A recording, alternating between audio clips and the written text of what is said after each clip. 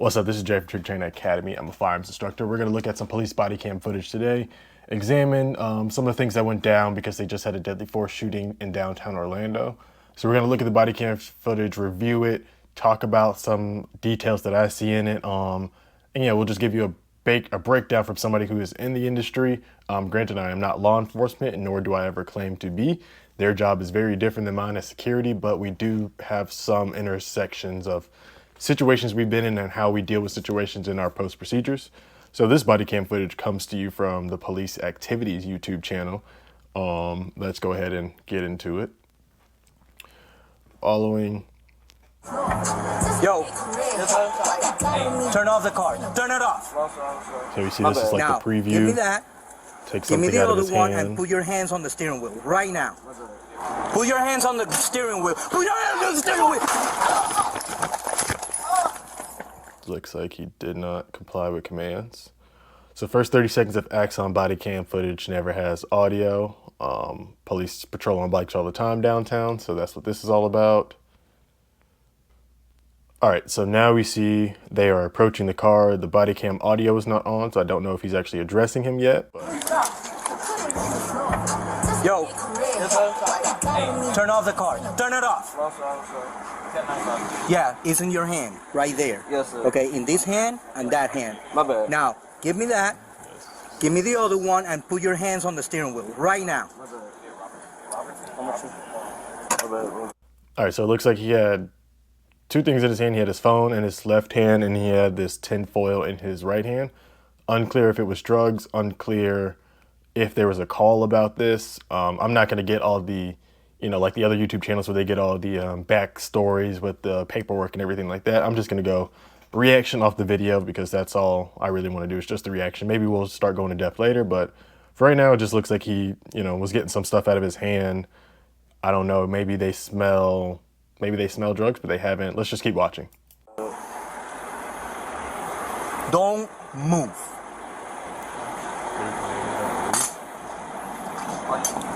Word. Put your hands on the steering wheel. Put your hands on the steering wheel. So if we pause it right there to explain what happened, if you missed it, officer gave him the command to keep your hands on the steering wheel. He was listening, and then he started reaching in the center console. Let's see if I can go back just a little bit to see it. So you look at his right hand. His right hand starts to go back. He's opening the steering wheel. So for an officer in that situation, it gets very tricky and very scary simply because if I've already told you to not move and then you start reaching in the center console, you might be reaching for a gun, a knife. They're in such close proximity where it's a very quick movement. Granted, you could not see a gun. They could not confirm that there was a gun in the car.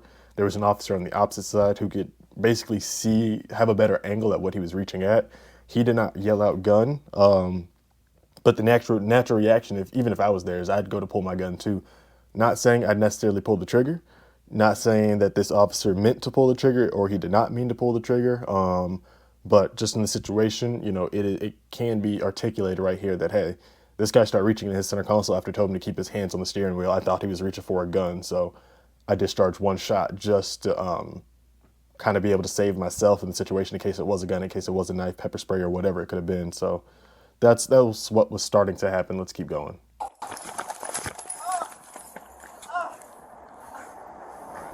you guys good? Yeah. You guys shoot? Yeah, I did. All right, so they confirm shots fired. This officer shooting a 320 with an Acron on top.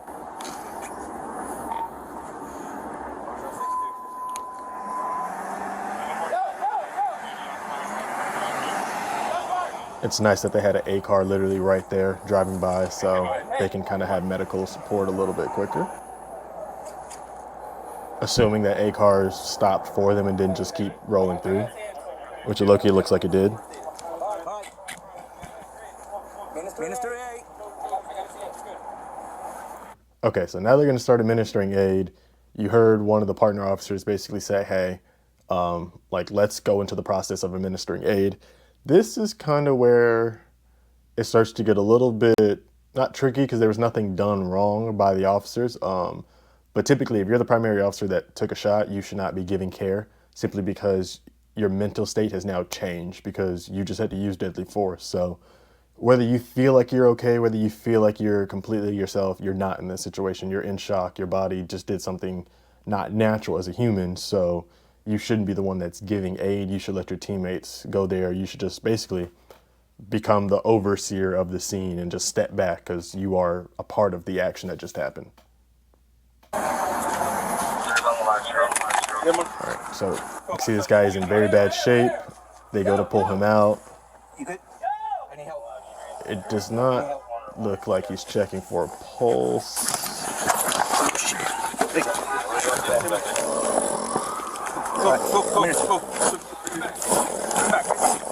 Okay, so right here, let's talk about this a little bit more. So they've used deadly force. A shot has been fired. Confirmed the officers, shot the shot. All the officers have confirmed that they're safe. They're going to start giving their first aid. From the legal standpoint of using deadly force, like I said, I believe this will be justified by the officer, or at least when the investigation is done, they'll probably justify it because the officer gave a clear command to keep your hands on the steering wheel. And the guy started reaching inside his center console for something. He couldn't confirm what. They didn't see a gun. No one called out gun, but the officer can articulate why he thought his life was in danger in this situation, because this individual decided to start reaching in their center console instead of keeping their hands on the steering wheel and listening to the officer. So on the legal standpoint, the deadly force will more than likely be justified. When it comes to basically the act of saving life here, if you're going to go into basic life-saving procedures on BLS, the first thing you should do is check for, it gets kind of different. So my background is I did lifeguarding. Lifeguarding is obviously very different than dealing with trauma gunshot wounds, but some of the procedures are still the same, where if I know that the individual that is in trouble they just received a gunshot wound, if I can hear them making sounds of life, meaning they are moaning, they are grunting, if I can hear air inside of their lungs, and if I can feel the pulse, I'm not going to do CPR, because CPR will not help them in this situation. They're alive. CPR is when the heart has stopped and you need to continue to pump blood. Even if the heart is kind of, even if the heartbeat is a little bit less, like, you should at least check for a pulse for up to 10 seconds. Up to 10 seconds, if you feel any kind of heartbeat, you're not going to do CPR. You would get an AED, throw it on them, because that might be the most likely thing to save them. Granted, if there's a bullet inside of you, AED might not be the best thing to use, considering that there is metal literally in the body, so that could affect the shock a little bit. But in this situation, you can hear grunts coming out of the individual that was shot. And so CPR, I just don't believe CPR is the procedure that you should be using. You should be checking for where the bullet hole is and starting to patch it with, if it's in the chest, because it looks like it was kind of the upper area, you should be hitting it with chest seals, trying to find an exit wound, and starting those procedures, getting quick clot, getting, S-roll gauze to start stuffing it. That's the procedure you should be going in, not doing CPR if you hear signs of life. So let's keep going and let's see what we hear. All right. Stay with me. Stay with me. Stay with me. Stay with me. In this situation, you can hear him as he's doing the compressions. You hear like, it's because the guy has a heartbeat and he has air in his lungs. So essentially what the officer is doing right now is just pushing all the air out of his lungs and potentially crushing him wherever this bullet wound is. So it's not helping the guy at all right now, just from a medical standpoint. And the officer is in shock. Like, you'll hear him eventually ask for the proper shooting medical gear and the shooting medical procedures. CPR, in this point, he just should not be doing CPR. He's just trying to do whatever he can to save the guy's life, because he is essentially the reason it's leaving right now. But again, as the one that is the first responder, or the one that is the first in the action that actually delivered the shot, you shouldn't be in the life-saving procedures. It's just not your task in this moment. Stay with me. Hey, stay with me.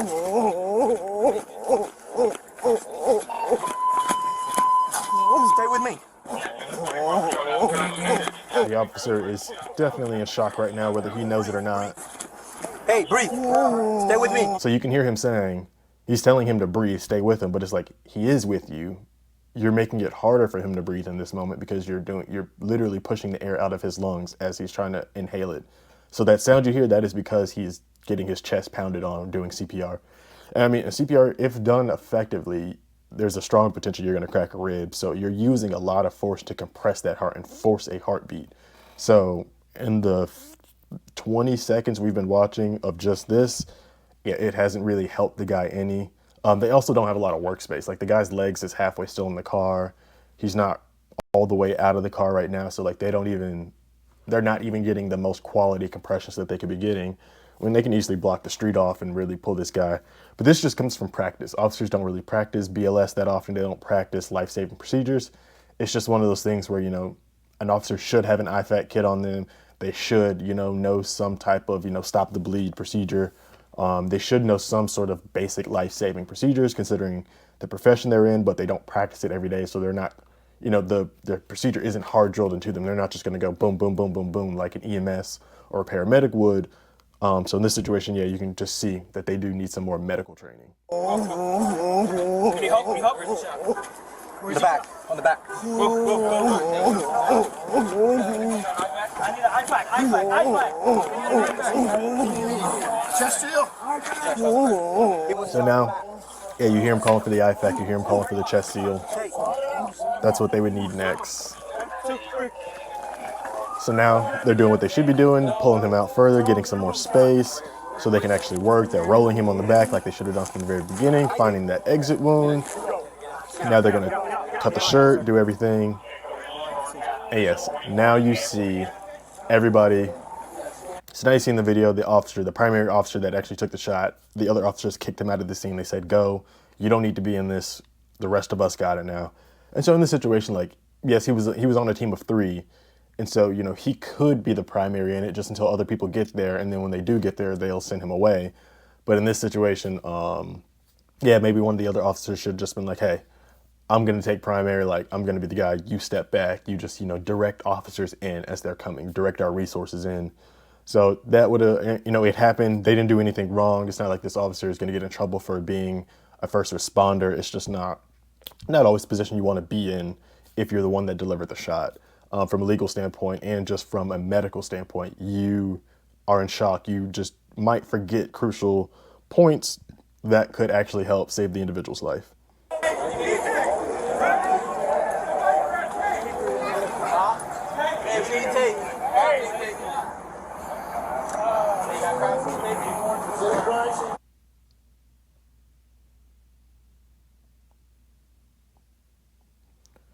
All right, now let's watch it from Bodycam 2, the second officer's perspective.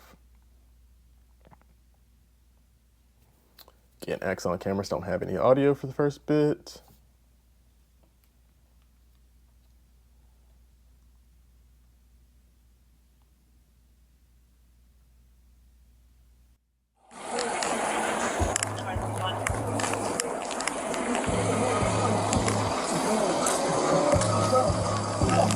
What up, bro? 95. Hey, stop. Atlanta police, stop. Hey, stop. Hey, I see it. Turn it off. He's at 95. Yeah, it's in your hand, right there. Yes, sir. Okay, Foxtrot 62 JB, copy 13. Now, give me that. Give me the other one and put your hands on the steering wheel right now. We're gonna be at Robinson and Orange. So like if you're looking at this second body cam footage right here, you can see his right hand wants to go to that center console. Like he wants to get something out of there. He wants to like kind of reach in there and grab something. And the reason I say that is just because you keep seeing him like wanting to kind of get down towards it instead of just keeping his hands on the steering wheel. Granted, I understand he's nervous. I understand cops make us all nervous and things like that. But it's just small key details that once you've been in it for a while, you start to notice like, hey, small things are suspicious behavior that could just be like, there might be something if we look a little bit further into this action right here. So clearly he said, do not move. The guy's listening, both hands on the steering wheel right now from the second perspective. But you can see like he's trying to get in there.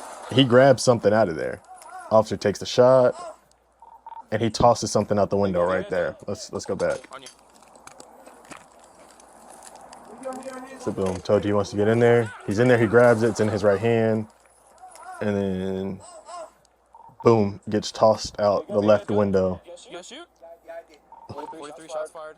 So boom, they call it in. Sir, hands. They're trying to see his hands just to make sure he's still there. Citizen is going into shock from the wound. Flagging down the A car. Hey, come on, come on.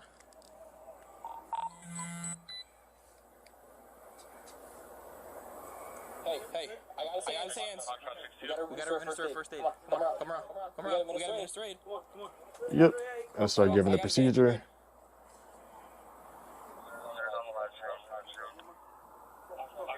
here. Yep. So like I said, we know for a fact that he has a gunshot wound, and that is the reason he needs medical aid.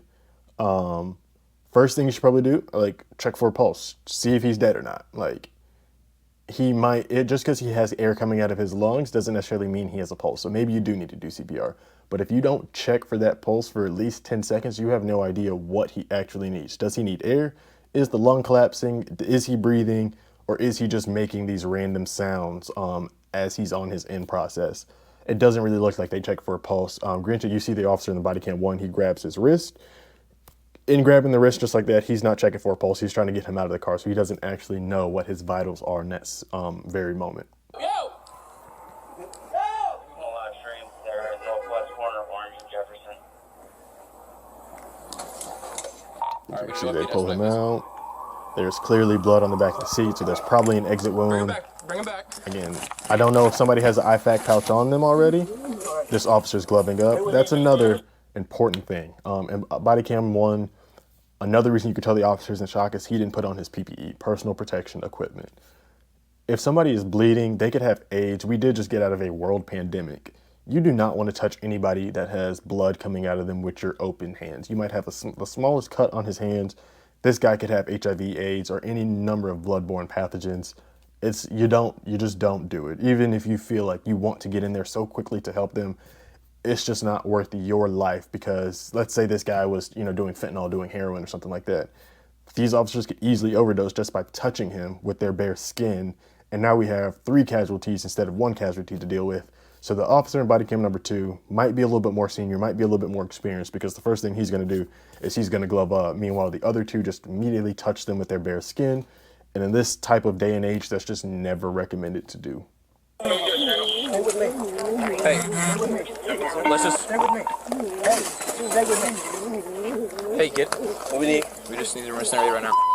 So again, you can see like many officers got there very quickly. You couldn't even see it in body cam 1, but within 3 minutes of the call being sent in, you have like 7 extra officers there. Hey, where's he shot? On the back. On the back. Go. All right, hey, give me some gauze. Anybody got an IFAC? I need an IFAC. Let me get an IFAC. What do you need? We need an Chest IFAC. seal. He got shot in the back. He was shot on the back. Here, chest seal. Okay, so it sounds Let's bring him on. okay. So in this situation, instead you hear he's shot in the back. Like they've confirmed that's where the gunshot wound came from. So I guess as he was backing up, it was a back shot, not a through the chest. So again, you're doing compressions, and you know he has an open gunshot wound on his back. So all the blood that you're pumping is more than likely exiting his body as you're pumping it. So you hear them now start saying, "I need an IFAC. What do you need? I need a chest seal. Give me gauze." These things are, if you throw the chest seal on there, it's going to at least make a seal so there's no blood spilling out. If the gunshot wound is in a high enough area, maybe if it's on the higher shoulder area, they can start packing some S-roll gauze into there to stop the bleeding, some hemostatic. But again, those are the first things they should have been checking for. Obviously, in this situation, none of these 3 officers had an IFAC on them. Maybe if they did, they would have immediately started trying to use it instead of doing compressions. But again, the officer that is doing the compressions shouldn't be, because he's the officer that shot, so he's just a little bit in shock more than he actually realizes in the moment. And you'll see somebody else call him off in a second and tell him to step out of the scene. Slide him out. Yep, get more space so you can actually work on him comfortably. Right here. Right, boys? Roll him over. It's kind of better when you roll him towards you so you can lean him against your body. But in this situation, it's whatever. So again, you hear them tell the officer, get out. You don't need to be in this. Get out. So again, in the video, notice how you can hear sounds coming from the guy. These are signs of life. If you hear the person moaning, grunting in any way, shape, or form, they're signs of life. You probably don't need to be doing CPR because they have a pulse and they have breath in their lungs. So again, those CPR compressions that he was doing in the beginning, however many he did, they were all useless. They were all kind of a waste of time. It wasn't necessarily keeping that guy alive. It might have just been causing more pain in the moment. Take this. Just keep breathing, brother. We need some guns. Someone give me some light. So you can see they have a complete blowout trauma kit right there. Everything they would need to try to save this guy's life would be in there. Can you give me gauze? Give me C-locks. Red. So when you hear them asking for C-locks, it is gauze with the hemostatic chemical in it that would make the blood clot. One of the best things you can use besides actually throwing, quick clot in there, the hemostatic gauze is a little bit better because with quick clot, if you pour it in the wound, once you actually get to the hospital, they have to start cutting that stuff out of there. So muscle groups might start to come out a little bit more with it. So the gauze is a much better option. Red. I don't You want to bring a car up to you? Keep breathing, brother. You hear the signs of life in the guy. He is still alive. He has a heartbeat. He has breath in his lungs to be able to make these sounds. It's when you stop hearing the sounds that you should start to worry and go into compressions. Keep breathing, brother. Keep breathing. We're going to help you out. Keep breathing, brother. Keep breathing. No. Open it all the way. Open it all the way. So you can hear now, if you listen, you don't hear as many signs of life anymore. It's starting to get a little bit quieter. At this point, it's like, okay, we should probably reassess. Like somebody else check his pulse again. If it's been, 2 minutes, a minute. If it's been over 10 seconds to 2 minutes, we should probably check his pulse again if we don't hear any signs of life coming out of him, just to make sure, we're still doing the thing that could save his life with the highest rate of success in this moment. All right, someone hold this up. Give me this.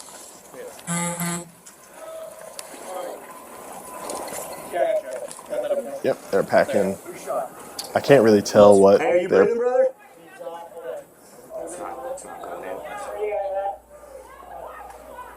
You can hear him starting to ask, like, "Hey, are you alive?" Just keep breathing, brother. Hey. It doesn't sound like. Foot. Yep. Foot. So you can see now they realize, like, now compressions is exactly what you should be starting to go into. Hey, so.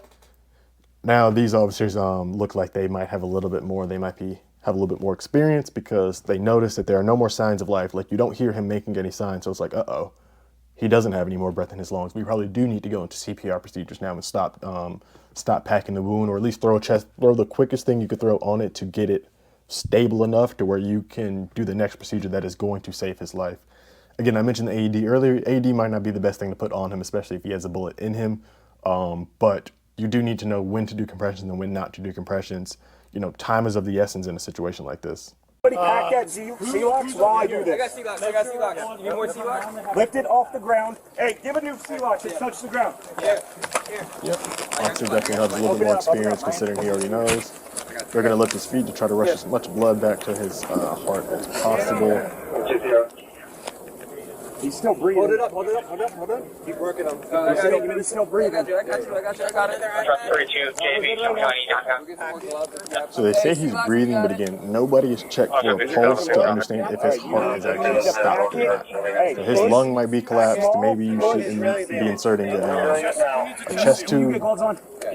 So in this situation, so nobody's checked for a pulse. They don't hear the actual signs of breath anymore, but they haven't checked for signs of life to, hey, check under that neck, check on the wrists, see if he actually has a pulse so you know if you need to be doing CPR or not.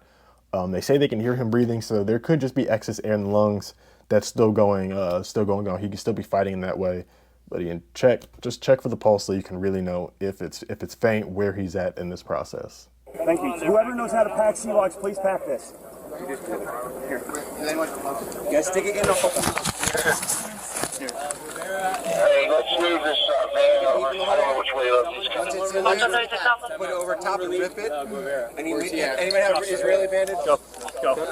Yeah, give me a second. Yeah, anybody have an Israeli bandage? Someone relieve Otero, please. So an Israeli bandage is a much bigger, like a 6-inch bandage that is a little bit bigger that you would wrap around the S-rolled gauze. With the S-rolled gauze, he says, hey, does anybody know how to pack this? If they do, start it. What he's basically asking is there's a certain way that you have to pack S-rolled gauze in order to be able to stop the bleeding, where you're essentially going finger over finger trying to find the bleeder and stuffing as much of this into the wound as possible. And there is a finesse that you have to be able to do to it to stuff inside this small bullet wound. Not everybody quite knows how to do it. Then he wants he asked for the Israeli bandage because, all right, if nobody knows how to do this, maybe we could at least just stuff this gauze on top of it and wrap the bandage around there as tight as possible to create compression. And hopefully that will stop the bleeding long enough for us to get him to the hospital where they can do advanced life-saving procedures from that point forward. So yeah, this is pretty much it. This is the full body cam footage. We don't really need to go too much more in depth into it because there's not that much more that happens besides other camera angles. But again, more than likely be a justified shooting. I do not think the officer will face charges for this because he can articulate why he actually took that shot. Again, he asked the individual to keep his hand on the steering wheel, and the individual decided he was going to reach inside his center console. Not obeying commands, the officer felt like his life was in danger because he was in a very, like a 3-foot proximity to him. So in that situation, the officer felt like he should discharge his weapon at least one time. He did.